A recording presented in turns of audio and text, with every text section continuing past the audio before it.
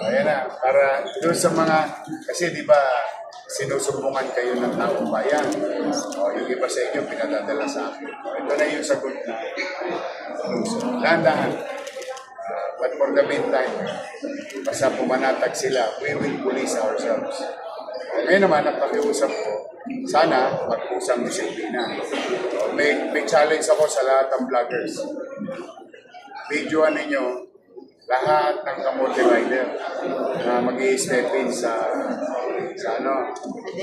pedestrian. Tapos, pasisikatin natin sila. Hindi kasi we need discipline. Ang pedestrian para sa tumatawid. Kasi kanila lagi na pamilya din nila yung tumatawid. Nasa kumihawak ng motor. Diba? Diba rin naman ang mararamdaman. So, makikisuyo tayo sana. Kami ni Chi Achesa, ni Director Dennis Piani, sa punang aming mga kasama, Enforcement Unit, at si Major Apostol ng MDTU, Manila District Traffic Enforcement Unit. Lahat kami, gusto natin maayos.